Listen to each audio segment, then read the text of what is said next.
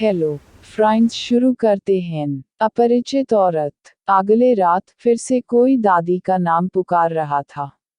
दरवाजा खोलने पर दादी ने उसी मध्यम आयु वर्ग की महिला को देखा और दादी ने उससे पूछा। मेरी दादी मैसूर के पास एक छोटे शहर श्रीरंगपट्टनम में रहती थी। उनके समय में मिट्टी की सड़कें, पैदल या बैलगाड़ियों से यात्रा, रात के समय तेल के लैंप, जलाओ लकड़ी और कृषि और इस तरह का एक छोटा सा गांव था श्रीरंगपट्टनम। तब उन्हें वहां नजदाई के रूप में सेवा देने के लिए बहुत सराहना मिली थी।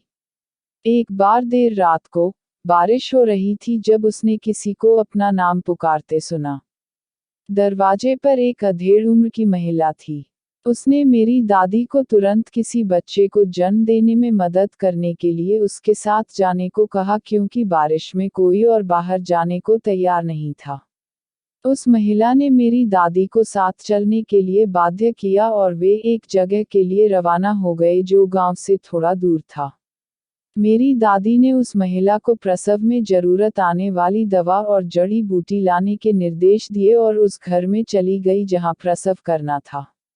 दादी ने प्रसव कराने में मदद की और घरवालों को निर्देश दिया, जो रो रहे थे क्योंकि उन्हें लगा कि बारिश के दौरान कोई मदद के लिए नहीं आएगा। घरवालों को नवजात और मां की देखभाल कैसे की जाए ये सलाह देकर दादी घर लौट आए और सो गई। दादी फिर सुबह में उस घर में गई जहां रात में उसने प्रसव करवाया था।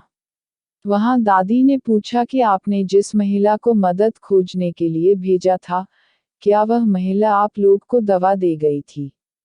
लेकिन उन्हें उस महिला के बारे में कुछ भी नहीं पता था। इसलिए मेरी दादी ने इस मामले को जाने दिया। अगले रात फिर से कोई दादी का नाम पुकार रहा था। दरवाजा खोलने पर दादी ने उसी मध्यम आयु वर्ग की महिला को देखा और दादी ने उससे पूछा कि माँ और बच्चा ठीक है ना? किसी तरह की मदद की जरूरत तो नहीं है ना? उस महिला ने अपनी बेटी के प्रसव में मदद करने के लिए दादी को धन्यवाद देना शुरू कर दिया। मेरी दादी हैरान थी कि वह महिला की बेटी थी क्योंकि उसने यह मान लिया था कि उस महिला ने मेरी दादी से बोला कि आपका ये एहसान कैसे चुका सकती हूँ। मैं आपको ऐसा क्या दूं जिसकी आपको जरूरत हो? मेरी दादी ने यह कहकर मना कर दिया कि यह उसका कर्तव्य है और उसे कोई इनाम की जरूरत नहीं है। महिला ने जोर दिया और लेकिन मेरी दादी ने कुछ भी लेने से साफ मन कर दिया। उसने आखिरी बार दादी को धन्यवाद दिया और चली गई। अगली सुबह मेरी दादी ने अपने घर के पीछे एक बहुत बड़े कांस्य तांबे के बर्तन और उसके अंदर कुछ और बर्तन पाए, जो उस समय भाग्य खुलने जैसा था। ये बर्तन इतने भारी थे कि 3-4 लोगों द्वारा उठाए जाने पर भी नहीं उठ रहे थे।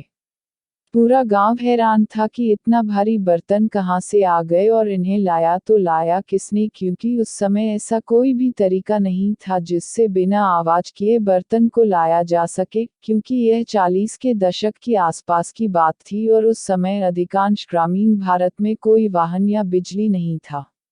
मेरी दादी यह सब देखकर स्तब्ध रह गईं। दादी को उस मध्यम आयु वर्ग की महिला की कृतज्ञता पर संदेह हुआ और इस बारे में पूछने वह उसकी बेटी के घर चली गई जहां उसने प्रसव करवाया था। उसकी बेटी को बोला कि आपकी माँ ने जो भी मुझे दिया है उसे वापस ले जाए। उसकी बेटी को कुछ भी समझ नहीं आया। वो बोली, मेरे माँ अब तो इस दुनिया में है ही नहीं, उसकी मृत्यु तो 2 साल पहले ही हो गई है। जब दादी ने ये सुना तो उसे कुछ भी समझ नहीं आया कि वह अब क्या कहे। दादी को तब एहसास हुआ कि उस माँ ने अपनी बेटी को रात में रोते तड़पते देखा होगा, इसलिए मदद के लिए बरसात में आवाज देने आ गई होगी, क्योंकि वह जानती होगी उसे कहां से मदद मिल सकता था। मेरी दादी ने सारे बर्तन को एक मंदिर में दे दिया। वह वैसे भी उन विशाल बर्तन का घर में कोई उपयोग नहीं था, और आभारी महिला के लिए प्रार्थना की। अगर आप लोगों को हमारी स्टोरीज पसंद आए हो तो please subscribe to my channel and press the bell icons.